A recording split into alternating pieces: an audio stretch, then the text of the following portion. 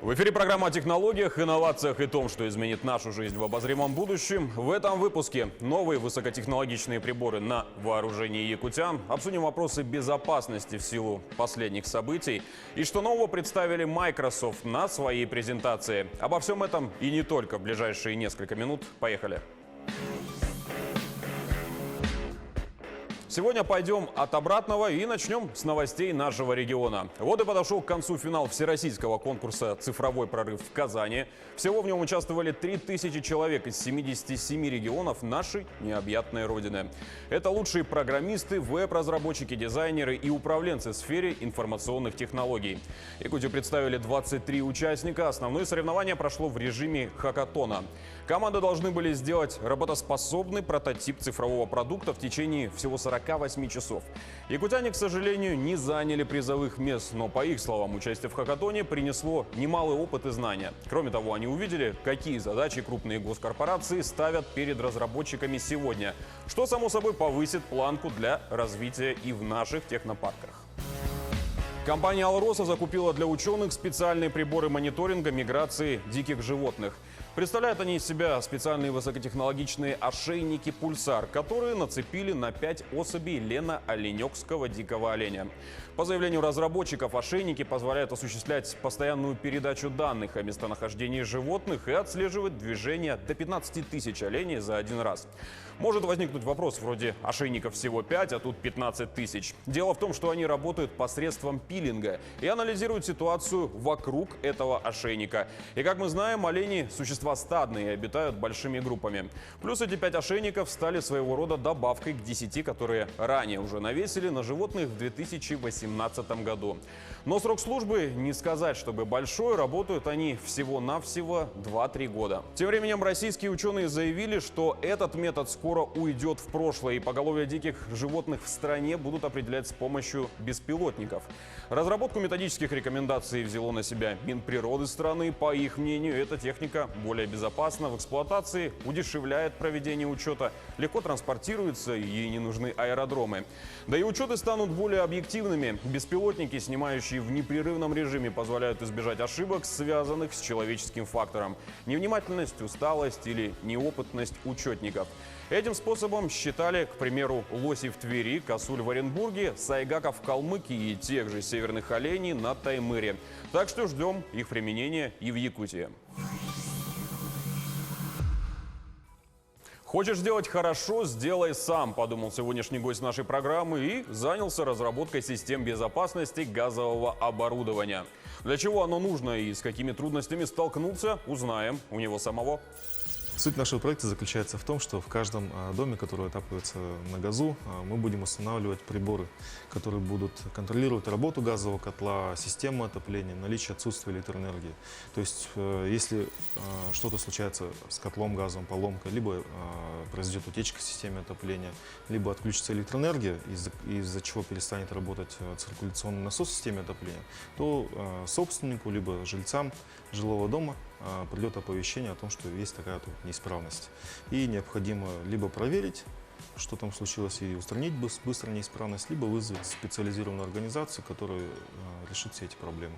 То есть своего рода это получается что-то вроде датчика безопасности? Ну, грубо говоря, да, так и получается. А он только на газовое оборудование устанавливается или, возможно, на другие системы тоже? Мы вообще планируем только на газовом оборудовании только пока работать. Угу. А как вообще пришла идея и как начали разработку? То есть сами ли производите? Ну, сначала расскажу про идею. Я также являюсь еще директором якутской газовой компании. Мы обслуживаем около 1000 частных жилых домов, которые отапливаются на газу. И всегда вот у собственника, у директора компании всегда стоит вопрос об увеличении количества абонентов. И с целью привлечения количества абонентов мы решили бесплатно устанавливать вот такие вот приборы в частные жилые дома. Ну, столкнулись с тем, что стоимость таких приборов там составляет от 6000 и выше.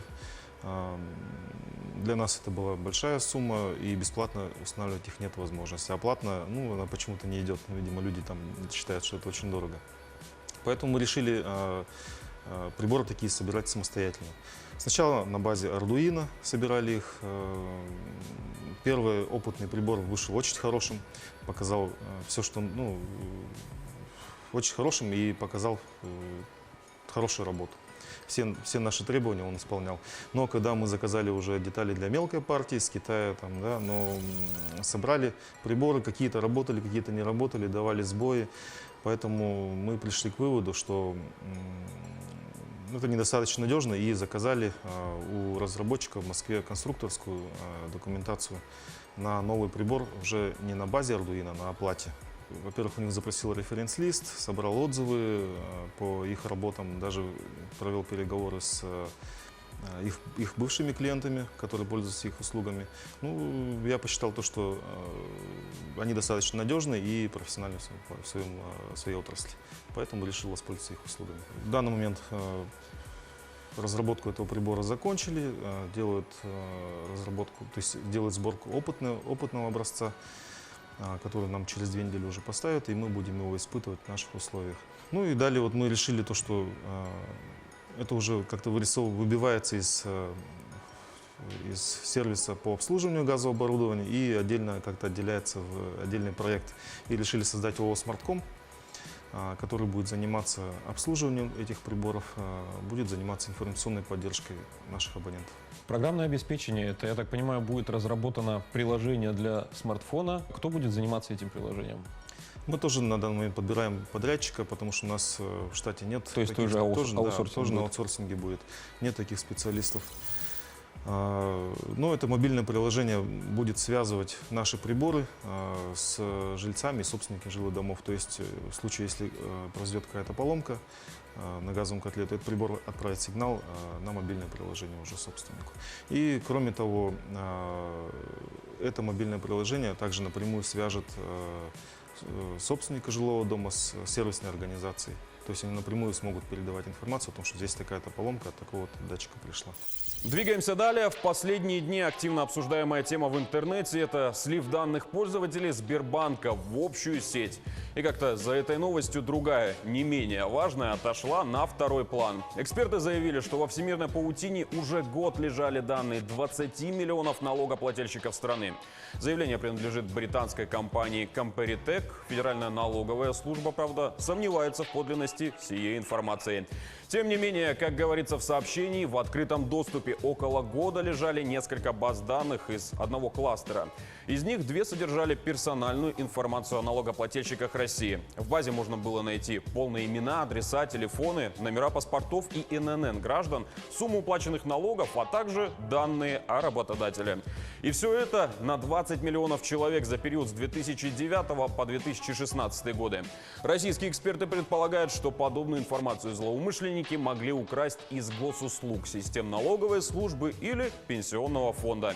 Однако, по словам представителя налоговой службы, часть упомянутых данных либо вообще не хранится в ФНС, либо хранится, но не в таком виде. Проверить подлинность сообщений уже нельзя. 20 сентября публичный доступ к базам закрыли. Впервые поисковые роботы проиндексировали базы в мае 2018 года. В сентябре же 2019 специалисты наткнулись на них и связались с владельцем. Специалисты считают, что данными легко могут воспользоваться злоумышленники, чтобы, к примеру, через мошеннические схемы красть деньги. Новость, которая так хорошо показывает, что отсутствие тайной переписки как таковой – это не прерогатива нашего государства, а общий мировой тренд. Соцсети и мессенджеры США обяжут передавать переписку пользователей британским властям. Соглашение 2 государства подпишут уже в этом месяце. По заявлению сторон, запросы на доступ к данным будут связаны с расследованием лишь серьезных преступлений, например, дел о терроризме или же педофилии. Некоторым мессенджерам исполнить это требование будет проблематично. К примеру, в WhatsApp используется сквозное шифрование. Это значит, что переписка зашифрована и ключи для расшифровки есть только у участников чата. Предполагается, что разработчики должны встроить на случай запросов властей бэкдор. Facebook высказался на этот счет однозначно против. Российский проект глобального доступа к интернету не нашел инвесторов. Так называемый эфир исключили из нацпрограммы «Цифровая экономика». Он должен был стать российским ответом на западные OneWeb и Starlink. Власти планировали разработать систему глобальной связи на основе 288 спутников, но не нашли инвесторов. Единственный потенциальный инвестор Внешэкономбанк отказался от участия в 2018-м, а больше никто вписываться и не захотел. Эфир входил в комплексный проект «Сфера», который все же продолжит существование. Возможно, в будущем даже включит в себя некоторые задачи эфира. В рамках «Сферы» хотят запустить на орбиту уже более 600 спутников, которые будут обеспечивать связь, навигацию и дистанционное зондирование. Финансирование будет смешанное – и государственное, и частное. Почему-то все так пристально следят за презентациями Apple, а вот Microsoft, операционка которой установлена почти на каждом компьютере в России, остается без особого внимания. Однако в этот раз они представили немало интересных гаджетов, в частности, двухэкранное устройство. Такой своего рода раскладной планшет-смартфон и наушники с жестовым управлением. В общем и целом, Surface Neo – это лоптоп-планшет с двумя экранами, который складывается в небольшую книжку. О нем ходили слухи, теперь компания представила его официально.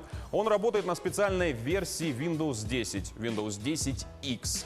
Microsoft анонсировала iOS и планшет заранее, чтобы разработчики успели адаптировать приложение для двухэкранного устройства.